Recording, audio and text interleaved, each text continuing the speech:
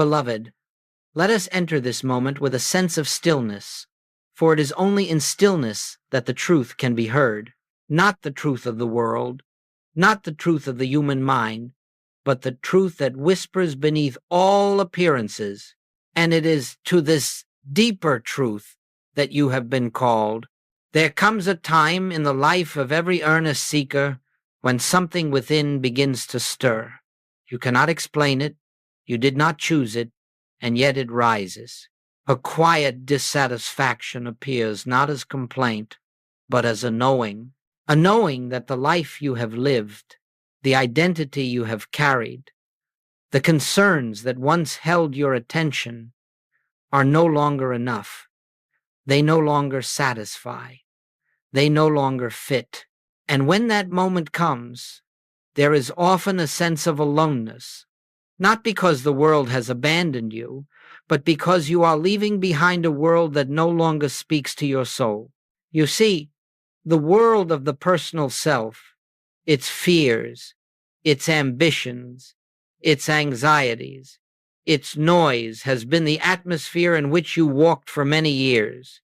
You breathed it, you accepted it, you believed it, and then, one day, without knowing why or how, the veil begins to thin. You begin to sense that there is something deeper at the center of your being, something more real than the person you thought yourself to be. And in that holy transition, you may feel alone. But hear this carefully. The loneliness you feel is not a sign of abandonment. It is the sign of awakening. It is the outer evidence that the inner light is beginning to dawn. It is the moment when the personal sense, losing its hold, cries out in fear and calls that fear loneliness. But the one who is awakening in you, the eye of your being, knows no such thing as loneliness. Loneliness belongs only to the false belief that you are a separate, isolated, limited creature moving through a world of other separate creatures. And as that belief dissolves, it leaves behind a temporary shadow, a hollow space where the old identity used to sit. Many have mistaken this hollow space for emptiness. Many have tried to fill it again with activity, relationship, distraction, or noise. But if you will allow that space to remain unfilled even for a moment, you will discover that what appears as loneliness is in truth the clearing of consciousness, preparing for the revelation of the presence. You are not being isolated. You are being invited away from the crowded marketplace of human thought, invited away from the world's fears and opinions, invited into a deeper chamber within your own being, where the still, small voice can be heard. When Jesus went into the wilderness, he was not escaping the world. He was entering the silence in which the presence can reveal itself. And when you find yourself in what feels like wilderness, when familiarity drops away, when the old support collapses, when you feel that no one fully understands what is happening in you, know that you are in the very same sacred territory. For every spiritual birth requires a period of separation. Every revelation requires a silence preceding it. Every awakening emerges from a solitary stillness in which the soul turns inward and says, "Speak, Lord, for thy servant heareth." When the world no longer satisfies, it is not because something is wrong with the world. It is because something true is waking within you, and truth can never again be satisfied with shadows. So do not fear this sense of aloneness. Do not rush to escape it. Do not try to fill it with noise or company or constant movement. Be still with it, for this aloneness is not a void. It is the beginning of union. It is the doorway through which the infinite enters your awareness. And soon you will see this loneliness will reveal itself as the birthplace of communion. Communion with the eternal presence that has always lived within you, though you had not yet turned inward to recognize it. Let us move gently into this deeper understanding. For what appears as loneliness is only the first flicker of spiritual vision. the first light of dawn on the path that leads from personal sense to Christ consciousness. Beloved, let us continue in the same stillness, for truth cannot be heard by the restless mind. It must be received in the quiet of the heart. There is a phrase often spoken in mystical language, the chosen ones. But understand this, no one is chosen above another. No one is singled out for divine favor, nor marked by heaven with privilege. God plays no favorites, for God is the same infinite presence expressing as the life of every being. So, what, then, does it mean to be chosen? It means simply this: you have responded to a call that many have felt but few have recognized. A call that does not come in thunder or vision, but in a subtle dissatisfaction, a quiet longing, a restlessness that no human accomplishment can soothe. You have responded to a whisper that said, "There is more than this. There is deeper truth. There is a life behind your life, and it is calling you home." You did not choose the path. The path chose you the moment you listened. And once you listen, once you permit that inner pull to draw you inward, life cannot continue as it was. People who once felt close may no longer understand you. Interests you once shared with others may lose their flavor. The world that once seemed solid and appealing may begin to fade like a dream upon waking. This is not because the world has rejected you. It is because you have ceased to belong to the collective dream of separation. When truth begins its work in a soul, the old structures must fall away not by force, but by the natural law of consciousness. As light breaks into a darkened room, the shadows flee, not because they are punished, but because they cannot remain in the presence of illumination. So it is with you. You have been touched by an inner light, not of your making, not of your intellect, not of your will. And because of that light, you can no longer live as one who is blind. You cannot cling to the old patterns, the old fears, the old beliefs, the old conversations, the old identity. They simply no longer fit. You have outgrown them. And any time growth occurs, there is a period in which the old has fallen away and the new has not yet fully appeared. That is the interval the world calls loneliness. But spiritually, it is the holy gap between the old self and the revealed self. You see, those on the spiritual path do not walk alone because they are rejected. They walk alone because they cannot walk where they once walked. They cannot walk in fear when they have glimpsed the presence. They cannot walk in judgment when they have tasted compassion. They cannot walk in limitation when they have felt the thrill of infinity stirring within. They cannot walk in superficiality when the heart has awakened to reverence. The chosen ones walk alone because they are being led gently, lovingly, into the chamber of the soul where only the presence may guide them. The world, with its noise and speed and chatter, cannot accompany you into this inner sanctuary. Even those you love cannot walk with you there, not because they are unworthy, not because you are superior, but because the inner work is individual, silent, and sacred. This is why Jesus so often withdrew from the crowds. This is why the mystics retreated into deserts, forests, and inner silence. It was not escape, it was alignment. It was turning toward the one who alone reveals truth. And so, when you find yourself walking a path that seems empty of human companionship, know that there is a deeper companionship drawing near. You are being prepared to receive guidance, not from books, not from teachers, not from human voices alone, but from the living presence within your own being. You are walking alone only because you are walking toward oneness. You are leaving the multiplicity of the personal mind and entering the unity of the Christ mind. And that transformation cannot be shared in its early stages. It must ripen in the silence of your own heart. Do not fear this solitude. It is not exile. It is consecration. For in this sacred aloneness, the presence will reveal itself, not as a distant God, not as an external power, but as the I that lives as you. Beloved, let us rest again in the silence for a moment.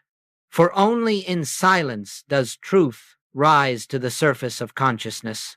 And as we enter this next understanding, I ask you to set aside every notion you have held about loneliness, every belief you have carried about being cut off, forgotten, or unseen.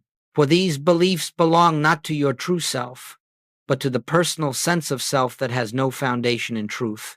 Let us look deeply now at what seems to be isolation, the sense of being alone, the feeling of being cut off from companionship, the ache of not being understood. These are not conditions of spirit.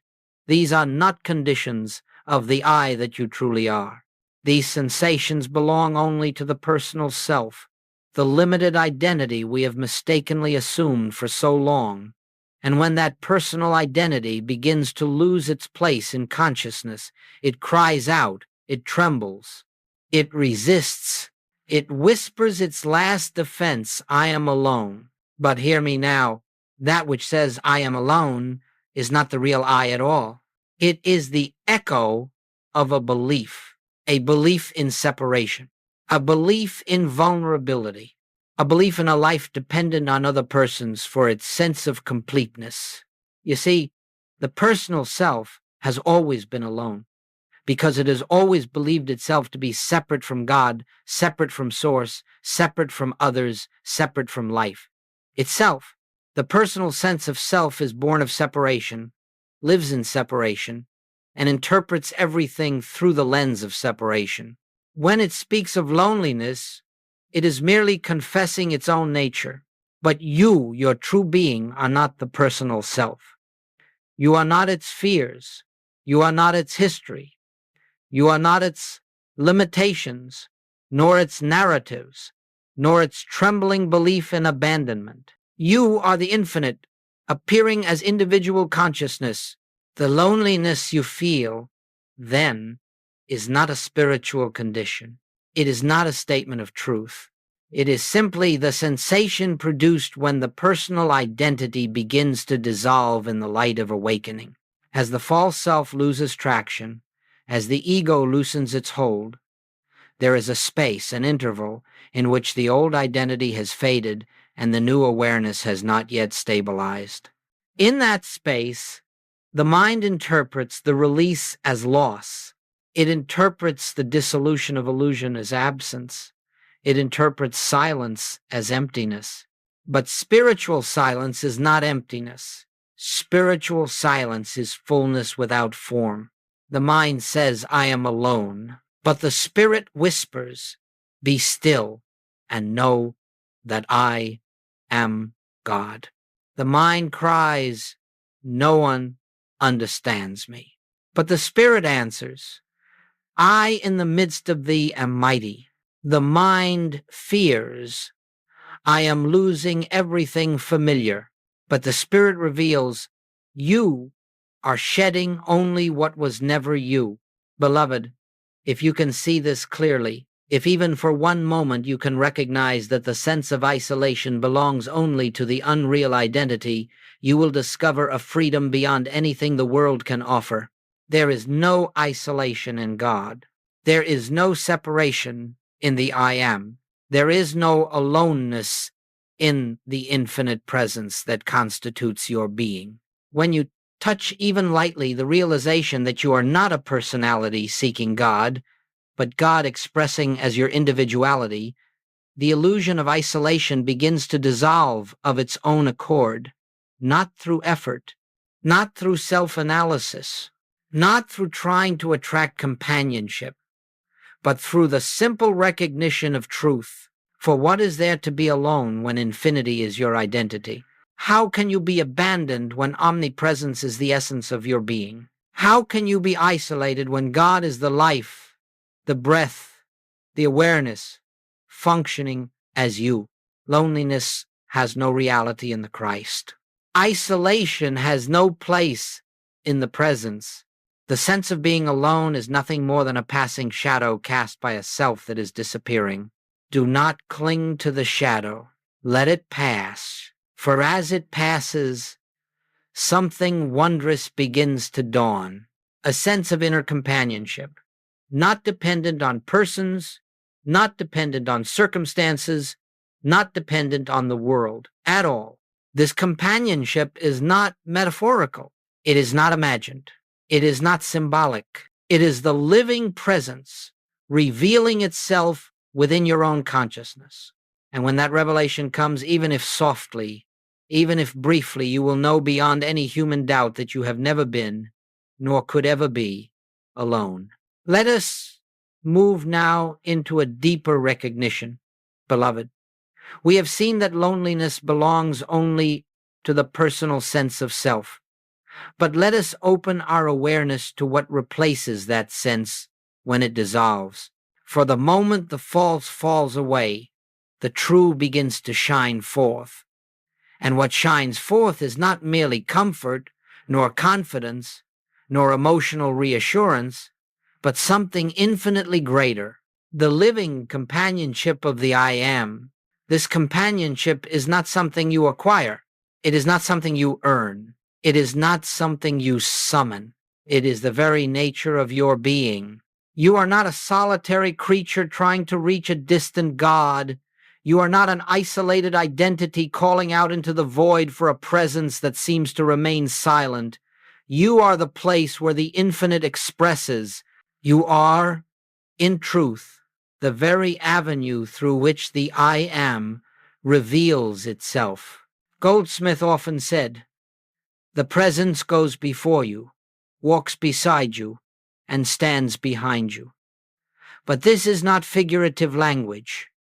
It is literal, though not literal to the senses, literal to spirit. For the presence that accompanies you does not come from outside. It arises from the depth of your own being. You may ask, how do I know this presence? You do not know it as you know objects. You do not know it as you know thoughts. You do not know it as you know emotions. You know it the way you know you are. You know it intuitively, silently, directly.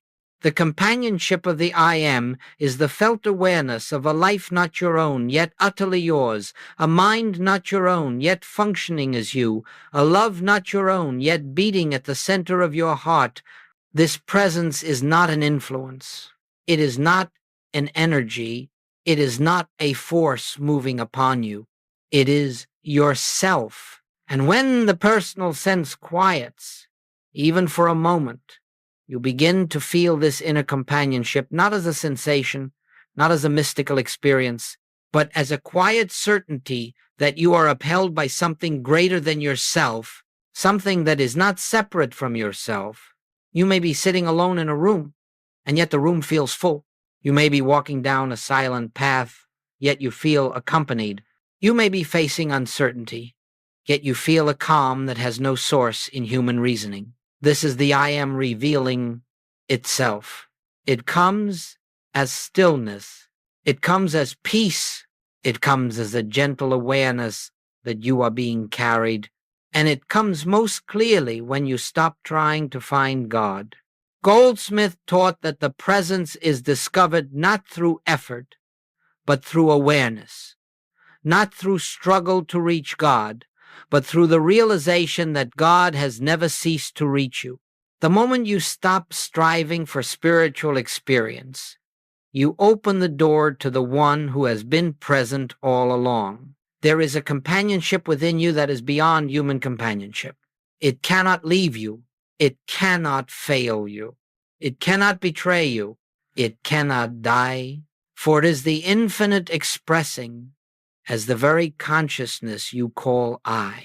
When you recognize this, not intellectually, but in the quiet of inner listening, loneliness dissolves, not because you have found someone, but because you have discovered the one who was never absent. As you move through your day, practice this simple recognition: I am never alone, for the I that I am is God. I walk with the presence because the presence walks as me. Where I am, God is, and where God is, companionship is. Do not seek signs. Do not wait for feelings. Do not expect miracles. Simply rest in the truth that the life within you is infinite and therefore cannot be solitary. As this realization deepens, the world around you begins to change, not because you have altered it, but because your awareness has shifted. You see differently. You listen differently. You walk through life with a quiet radiance that others may not understand but will unmistakably feel. They will sense a peace in you they cannot define. They will feel a presence in you they cannot name. They will notice that you carry something invisible yet undeniable. That something is the companionship of the I am. It is not exclusive to mystics. It is not reserved for saints. It is not granted to the special few. It is the truth of your being now, in this moment. Whether you know it or not, your task is only to recognize it, to become aware of what already is, to let the false sense of isolation yield to the eternal fact of oneness. For in the light of that oneness, all loneliness disappears, not by addition, but by revelation. You discover that companionship is not something you seek. Companionship is something you are. Beloved, as we continue this journey into the recognition of the I am within, we must speak tenderly and honestly about something that touches every seeker's heart. The way relationships begin to shift, sometimes gently, sometimes abruptly when spiritual awakening unfolds. This is not a subject to fear, but a truth to understand. For without understanding, one might misinterpret these changes, thinking something has gone wrong, thinking that life is taking away companionship, or imagining that awakening must come at the cost of love. But hear me now. Awakening never removes love. It removes illusion. And when illusion dissolves, relationships do not diminish, they clarify. Let us look at this with spiritual eyes. You have lived many years, identified as a personal self, a bundle of memories, beliefs, opinions, preferences, fears, and desires. And those around you responded to that personal self. They knew the mask you wore, the role you played, the identity you defended. They knew the version of you that lived in the world of effects, the world of reaction, the world of separation. But when the inner light begins to stir, when the presence begins to reveal itself, when the I am becomes more real to you than the persona you once believed yourself to be, something in your vibration changes. You no longer speak the language of fear. You no longer find nourishment in complaining. You no longer join the chorus of limitation. You no longer agree with the world's verdict of lack, sickness, conflict, or despair. You no longer identify yourself or anyone else by their appearances. And so, without trying, without intending, without announcing anything, you begin to live differently. And those around you feel it. Some will sense your peace and wish to draw near. Some will feel your silence and become uncomfortable.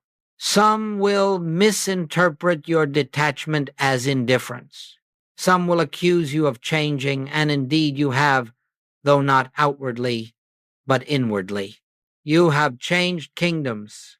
You have stepped from the kingdom of personal sense into the atmosphere of spirit, and the two do not operate by the same law. This is why certain relationships fall away, not through rejection, not through bitterness, not through conflict, but simply because your consciousness no longer resonates with the old frequencies. It is as if you were once standing in a crowded marketplace, overwhelmed by noise, and now you have stepped into a quiet garden. The shift is so profound that those who need the noise cannot walk with you into the silence. Not because they are less, but because they are not yet ready to hear what the silence reveals. Goldsmith often reminded us, consciousness draws unto itself its own. This is not mysticism. This is law. As you awaken, you unconsciously withdraw your consent for fear-based interactions. You lose interest in conversations driven by anxiety or anger. You cannot sustain relationships built upon mutual limitation. You cannot engage in patterns that deny the truth of your being. This withdrawal is not willful. It is natural. You are no longer nourished by what once fed the personal sense. You have tasted the presence, and everything less than that presence begins to fade of its own accord. Now hear this, beloved. You are not losing people. You are shedding identities. The identity they knew is passing away. The identity you are realizing is emerging. And as this inner transformation unfolds, new relationships, those who resonate with the same presence, will be drawn to you without effort, without seeking, without searching. They will appear at the exact moment they are needed. They will recognize the light in you, for it is the same light unfolding in them. These are not relationships based on need, but on recognition, not on fear, but on truth. But let us not overlook this. Even those who seem to fall away are not lost. They are included in the same presence that holds you. And when the time is right, and if their consciousness ripens, they too may return not as they were, but as the deeper self-awakening in them. So do not mourn what appears to be ending. Do not resist what is changing. Do not cling to what is dissolving. Everything that is real is eternal. Everything that is unreal cannot be held. As you grow spiritually, relationships shift, not to punish you, but to free you. Free you from the bonds of personal sense. Free you from the roles that confined you. Free you from fearing loss. Free you from seeking completion in another. For the one who has discovered the I am within can meet every person, not from need, but from fullness, not from dependence, but from love, not from fear of being alone, but from the joy of sharing the presence that lives in all. This is why relationships shift during awakening, not to diminish your life, but to prepare you to love in a new way, a way that flows from oneness rather than separation, a way that arises from spirit rather than personality, a way that reflects the Christ rather than the conditioned self. Beloved, now that we have understood the nature of loneliness and the shifting of relationships, let us enter the heart of this teaching, how loneliness itself becomes a doorway into mystical realization. If you will receive this truth now, with an open and listening heart, loneliness will never again appear as an enemy. For in spiritual life, nothing comes to harm you. Everything is a teacher. Everything is a passage. Everything is an invitation. Loneliness is not something to escape. It is something to observe, to stand within, and ultimately to transform.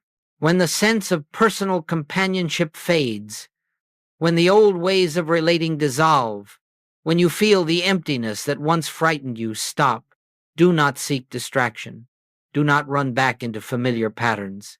Do not fill the silence with noise or movement. Pause.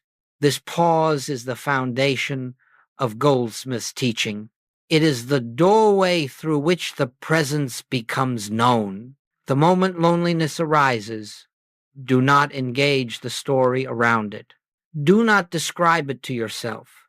Do not argue with it. Do not analyze it. Simply ask, very quietly, who is the I that feels lonely? Do not rush to answer. Do not search for an insight. Do not try to change anything. Just hold the question in the stillness of your being. In that moment, a sacred separation occurs. Not a separation from others, but a separation from the false identity that claims loneliness. You will discover that the sense of loneliness belongs only to the personal self, the egoic self, the limited sense of me that has accompanied you through the dream of separation. It is not you who is lonely. It is the fading identity that feels itself slipping away. When you observe loneliness without identifying with it, loneliness begins to loosen its grip. It cannot survive observation. It cannot remain when the light of awareness falls upon it. It is like mist dissolving in sunlight. Now listen carefully. The dissolving of loneliness is not the goal. The recognition of the I am is the goal. Loneliness simply becomes the doorway. If you can learn, yes, learn to meet loneliness with stillness, with silence, with awareness, you will find that it transforms into something altogether different.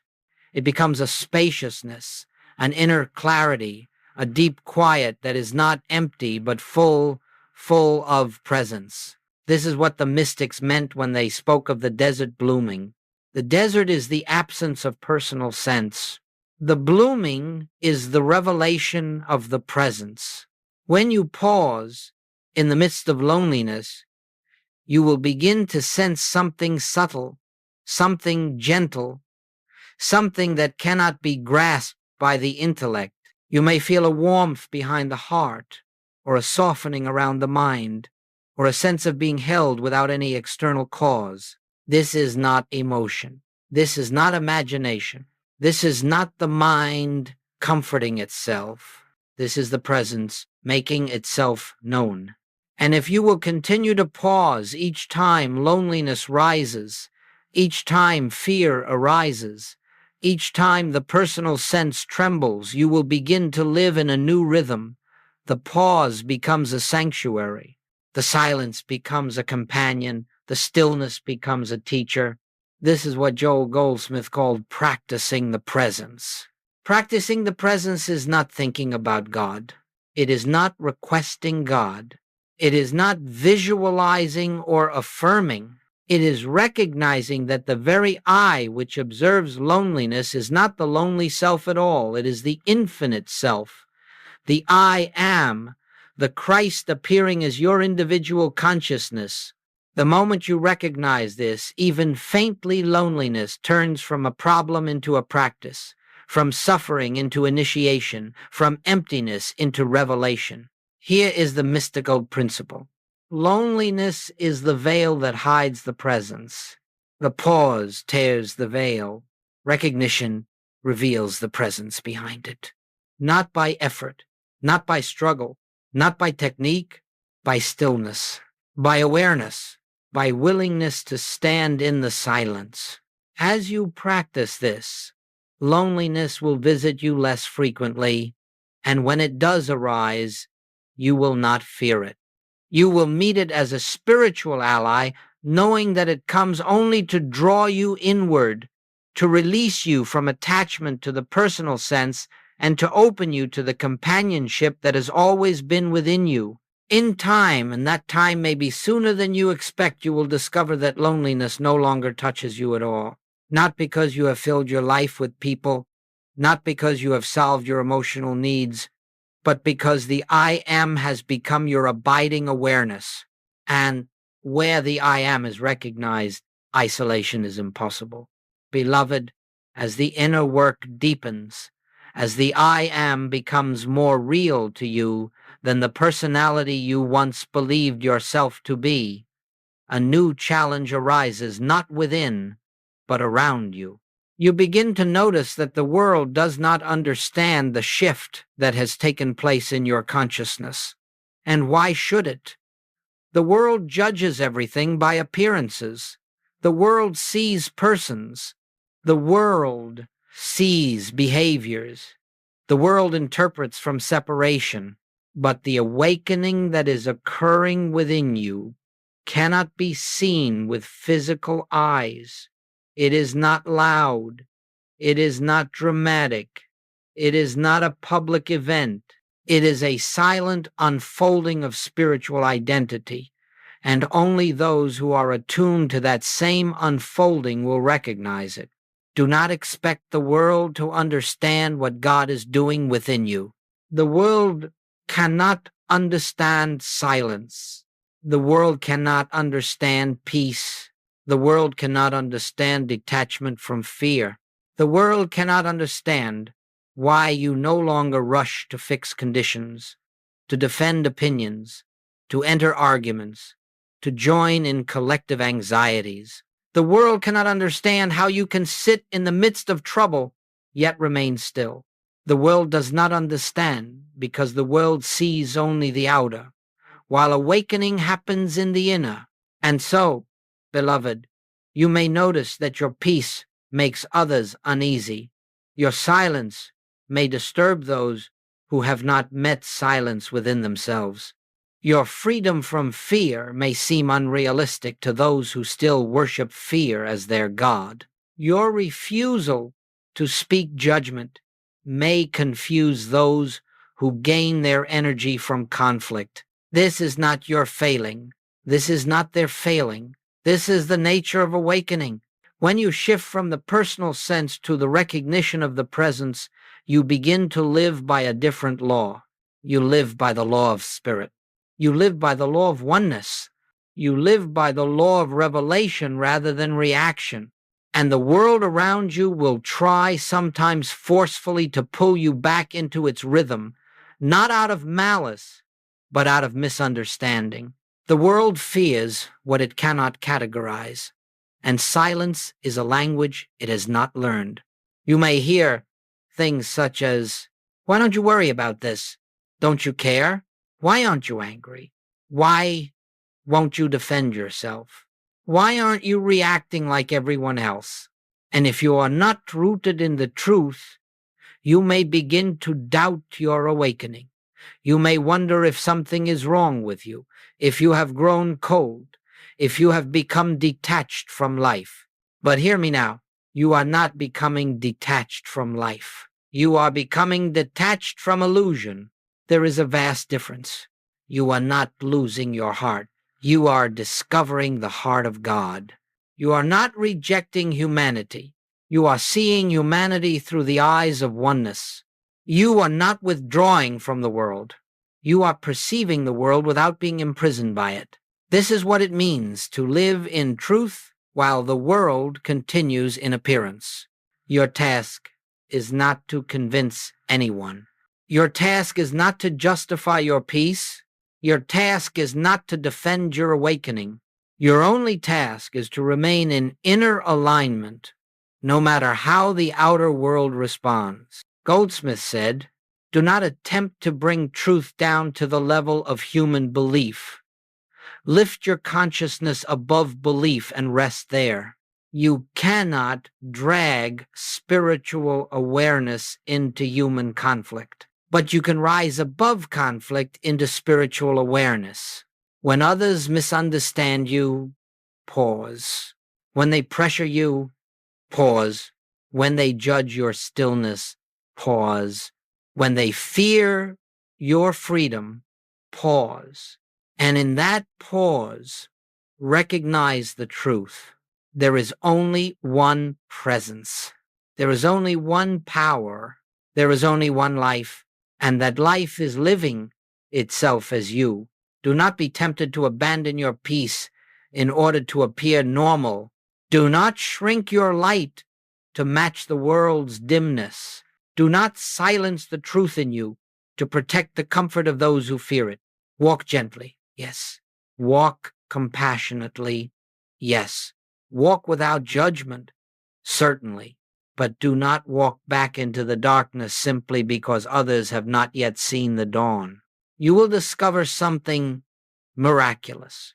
Even without speaking, even without explaining, even without trying, your very presence becomes a teaching.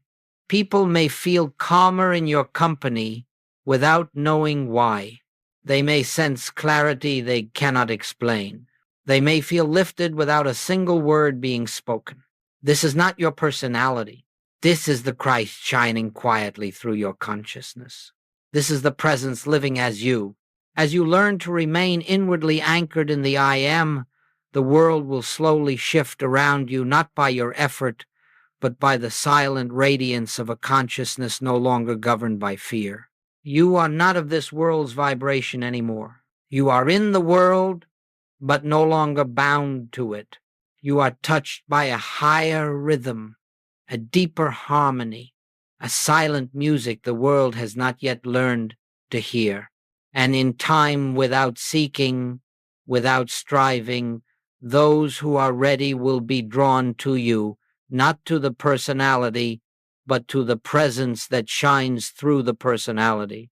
This is how you live in a world that does not understand the shift, not by hiding the shift, not by resisting the world, but by standing inwardly in truth and letting your life become a quiet invitation for others to awaken. Beloved, we have walked through the false sense of isolation, through the dissolving of old relationships, through the inner companionship of the I am, and through the challenge of living in a world that has not yet awakened. Now we come to the sacred culmination of this journey, the moment loneliness disappears. And I must tell you at the outset, loneliness does not end through effort. Loneliness does not end because you solve a problem. Loneliness does not end when someone comes into your life. Loneliness does not end by improving the human scene. No, beloved, loneliness ends spontaneously the moment the personal sense of I yields to the divine I am. It ends not because something is added, but because something false is removed. Loneliness ends at the exact instant you realize, truly realize, not merely believe that the presence within you is not a presence beside you, not a presence around you, but the very essence of yourself. When this dawns, even faintly, even momentarily, loneliness collapses like a shadow exposed to light. It is not pushed away. It is not healed. It is recognized as never having been real. Let us examine this carefully, quietly, reverently. Loneliness belongs to the belief that you are a separate person living in a separate body, in a separate mind, in a separate world. Loneliness is the voice of the finite self crying out because it believes itself cut off from its source. But the moment the false sense is released, the moment the veil of personal identity begins to thin, you discover something extraordinary. You are not a person searching for God. You are God expressing as person. You are not a branch begging for the vine. You are the vine appearing as branch. You are not consciousness inside a body. You are the infinite showing forth in a form. This recognition may come in a moment of deep stillness, perhaps in meditation, perhaps while walking, perhaps while sitting quietly in your room, or it may come unexpectedly while washing dishes, listening to the rain, pausing between breaths. It comes not through strain, but through surrender. The moment you stop trying to feel connected, the moment you stop attempting to force spiritual experience, the moment you stop pleading for presence, the moment you become still inwardly, something shifts. A gentle warmth spreads through the chest. A subtle expansion arises behind the heart. A soft clarity settles in the mind. A quiet joy flickers, like a candle lit from within. And you know, without thinking, without analyzing, without seeking, that you are not alone, because you cannot be alone. The I that you are is not capable of separation. In that moment, no one enters the room. No voice speaks. No vision appears. Nothing changes externally, and yet everything changes. For you have touched not emotionally, not intellectually, but spiritually the truth that God is the self of you. This realization dissolves loneliness at its root. It does not comfort the lonely self. It removes the lonely self, and in its place rises the awareness of oneness, so profound, so delicate, so sacred, that words can only point to it. A sense of being held without hands, a sense of being guided without instruction, a sense of being accompanied without company, a sense of belonging without belonging to anyone. This is not the end of relationships. This is the beginning of true relationship. For only when you are whole within yourself can you meet others without need, without fear, without expectation, purely, freely, lovingly. Loneliness disappears, not because you find love, but because you discover that you are the love you were seeking. And in that realization, the world becomes new. People appear not as potential companions nor as threats to your solitude, but as expressions of the same presence that animates your being. You do not seek from them, you do not cling to them, you do not fear losing them. You relate to them through the I am. And in that relating, there is warmth, tenderness, humor, kindness, and compassion without attachment, without grasping, without dependence. This is the miracle. Loneliness ends when the illusion of the personal self ends. And the illusion of the personal self ends in the recognition of the I am self. Beloved, once this moment has happened, even if only once, it leaves a mark upon your being. You may drift again into the old sense of identity, but you can never fully believe in separation again. The memory of truth will call you back, gently, lovingly, persistently. And each time you return, the truth grows clearer, the presence grows stronger, and the illusion grows thinner, until one day you find that loneliness has simply vanished from your vocabulary, from your experience, from your consciousness, not because you escaped it, but because you awakened from it. This is the moment loneliness disappears, when the one within you becomes more real than the many outside you, when the presence becomes your constant awareness, when the I am becomes the self you live from. And from that moment on, beloved, you walk the earth no longer as a seeker, but as a living expression of the infinite. Beloved, as we come to the close of this inner journey, I invite you once more into the quiet, into that sacred stillness where truth is not spoken but revealed. We have traveled together through the illusion of isolation, through the dissolving of old identities, through the companionship of the I am, through the shifting of relationships, through the challenges of awakening in a world still asleep, and finally to the radiant moment when loneliness disappears in the light of truth.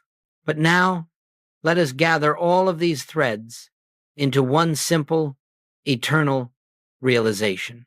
There is only one, not one person, not one mind, not one body, but one presence, one life, one consciousness appearing as all.